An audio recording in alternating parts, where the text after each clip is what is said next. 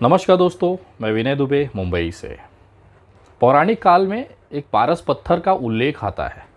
हमारे हिंदू धर्म के ग्रंथों में, हमारे सनातन धर्मों में, ग्रंथों में एक पत्थर है, पारस पत्थर, जिसका जिक्र हमेशा आता रहा है कि वो चीज़ अगर किसी को छू दे, पारस पत्थर अगर किसी को छू दे, किसी सामान को, वस्तु को या लोहे को, तो वो सोना हो जाता था।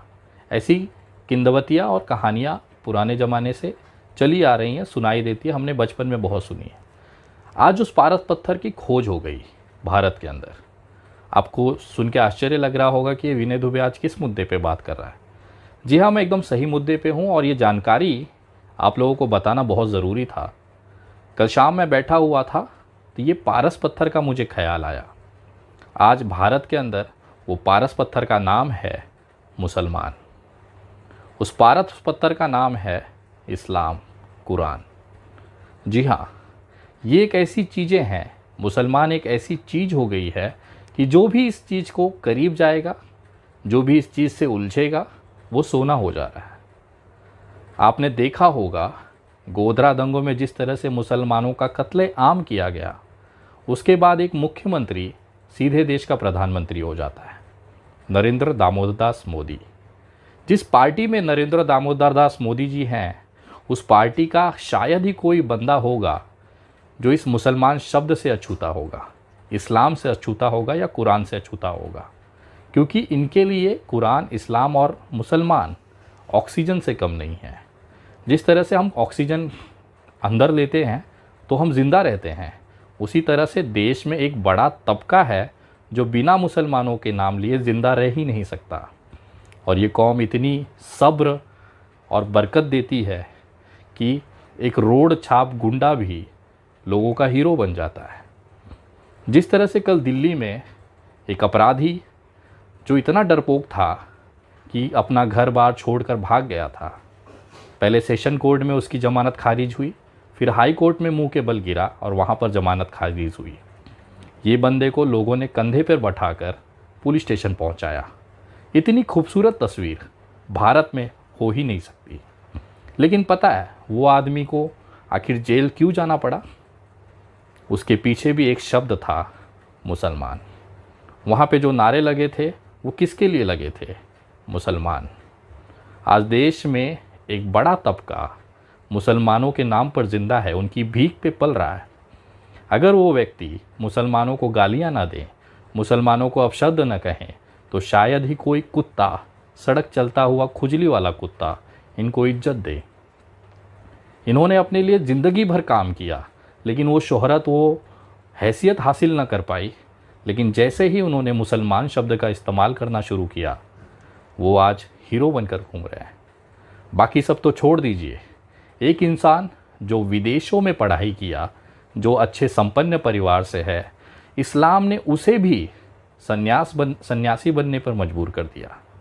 मैं बात कर रहा हूँ गाज़ियाबाद के उस दलाल, उस असामाजिक तत्व यति नरसिंहानंद सरस्वती की। ये व्यक्ति खुद कबूल कर रहा है कि केवल इस्लाम और मुसलमान के खातिर ये बंदा सन्यासी बन गया। सुनिए जरा। और सन्यासी भी मैं केवल इस्लाम के जिहाद से लड़ने के लिए बना हूं, वरना सन्यासी बनने का मेरा कोई उद्देश्य इस धरती पर नहीं था। ये तो ताकत है भारत में इस्लाम, कुरान और मुसलमानों की, कि जो भी व्यक्ति मुसलमानों को या तो गरिया दे या उनके साथ हो जाए, वो हीरा हो जाता है, सोना बन जाता है। जैसे पारस पत्थर होता है कि इस कौम को अगर आपने छू दिया तो आप हीरा बन जाओगे, सोना बन जाओगे। और यही शॉर्टकट आज पूरे देश में देखा जा रहा है।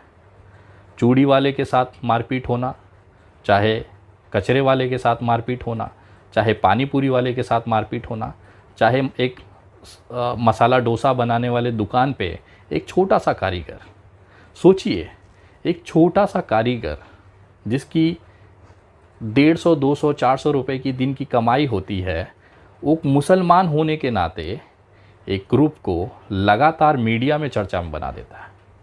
ये तो ताकत है मुसलमान और इस्लाम की, कि एक अदना सा इस्लामिक मुसलमान व्यक्ति उन हिंदू नेताओं को चमका देता है जो अपनी पूरी ज़िंदगी अपना पिछवाड़ा रगड़ देते हैं, लेकिन गली के बाहर उनकी कोई औकात नहीं होती।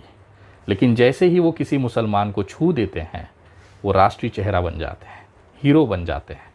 दिल्ली में जिस तरह से कल एक अपराधी को कंधे पे बिठा के घुमाया गया, वो कहीं ना कहीं उसके पीछे एक मुसलमान का ही हाथ है। वो मुसलमान का नाम लेता है, उनको गालियां देता है, आज वो सोना हो चुका है। आपको पता है उमर खालिद भाई जेल में क्यों हैं? क्योंकि वो मुसलमान है। ऐसे तमाम लोग आज जेलों में बंद हैं क्योंकि वो मुसलमान है। कहीं ना कहीं ये इस्लाम और मुसलमान की ताकत दिखाती है इस देश के अंदर, इस भारत के अंदर। उनकी सुंदरता और उनकी सब्र दिखाती है। कितना सब झेलने के बाद भी ये कौम कभी शिकायत नहीं करती है, क्योंकि इनके कुरान में लिखा है कि सब्र रखिए, ऊपर वाला फैसला करेगा।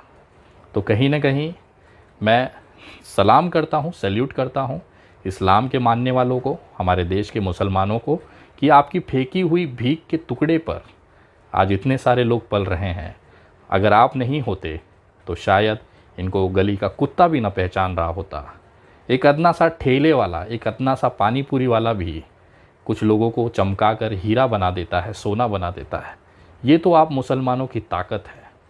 मैं सैल्यूट करता हूँ, मैं धन्यवाद करता हूँ कि आप हमारे देश में इसी तरह से ऐसे चमकाने के लिए, ऐसे सोने बनाने के लिए आप बने रहें। लेकिन ऊपर वाला आपके साथ हमेशा है। हम जैसे हिंदू भाई, सनातनी भाई आप लोगों के साथ हमेशा है। चाहे कितना भी कष्ट आए, चाहे कितनी भी तकलीफ़ें दी जाए, हम कभी भी आपका साथ नहीं छोड़ेंगे। क्योंकि लोगों के आंखें बंद करने से अंधेरा नहीं होता। और ये जो चीज़ें लोग आज मुसलमानों को मारपीट कर रहे हैं, लिंचिंग कर रहे हैं, उनको गालियां दे रहे हैं, इसका फ़ैसला बहुत जल्द ऊपर वाला करेगा। क्योंकि इनके नहीं चाहने से सूर्योदय नहीं होगा, ऐसा नहीं है। आज अंधेरा है, भोर हो चुकी है, अगले कुछ पलों में सूर्योदय होगा। ये चाहे कितना भी अपना पिछवाड़ा रगड़ लें, ये भारत में सूर्योदय होने से नहीं रोक सकते। नरेंद्र मोदी जी आए और चले भी जाएंगे, बहुत सारे नेता भारतीय जनता पार्टी के आए और चले भी जाएंगे। ये देश चलता रहेगा, बिना नरेंद्र मोदी के भी चलता रहेगा, बिना योगी आदित्यनाथ के भी चलता रहेगा, बिना उद्धव ठाकरे के भी चलता रहेगा, बिना ममता बनर्जी के भी चलता रहेगा। ये देश हमेशा चलता रहेगा। और जिन लोगों को लगता है कि बिना नरेंद्र मोदी या बिना अमित शाह के देश चलना नामुमकिन है, तो कृपया इसी समय नरेंद्र मोदी जी की धर्मपत्नी को देख लीजिए। बेचारी 40 साल से सकुशल अपनी ज़िंदगी जी रही है। तो ऐसा भ्रम अगर ये पाल के बैठे हैं कि बिना मोदी के देश ना चलेगा, तो उनकी पत्नी को देखकर आप ज़रा सीखिए। ये समय है, बदलेगा ज़रूर। और इस्लाम, मुसलमान और कुरान को ख़त्म करने वाले कितने ही आए और चले गए। मैं धन्यवाद करता हूँ, सल्यूट करता हूँ मुसलमानों के उस सब्र को, जिन्होंने अपने इस्लाम में, अपने कुरान की उसकी नियमों को उन्होंने पाला है और अपने अंदर सब्र रखा है। ऊपर वाले पे यकीन रखिए, अल्लाह पर यकीन रखिए, प्रभु श्री राम पे यकीन रखिए, क्योंकि कण कण में ये बसते हैं और कभी भी गलत नहीं होने देंगे। इनकी लाठी में कभी भी आवाज़ नहीं होती। सबका फल यहीं पे मिलेगा। जिस तरह से बाबरी मस्जिद को शहीद करी गई, आज देखिए लाल कृष्ण आडवाणी की क्या हालत है। मैं भगवान से दुआ करूँगा हमेशा नरेंद्र मोदी जी को भगवान लंबी उम्र दे, ताकि वो अपने आँखों से इस देश में जो नफ़रत इन्होंने बोया है उसकी खेप समाप्त होते और अपनी दुर्गति होते वो ज़रूर देखे, जैसे लाल कृष्ण आडवाणी देख रहे हैं। भगवान आप लोगों को लंबी उम्र दे, शतायु बनाए, ये कामना मैं करता हूँ। तमाम मेरे इस्लामिक भाइयों को, मुसलमान भाइयों को विनय दुबे की तरफ से सैल्यूट है, सलाम है। जय हिंद, जय महाराष्ट्र।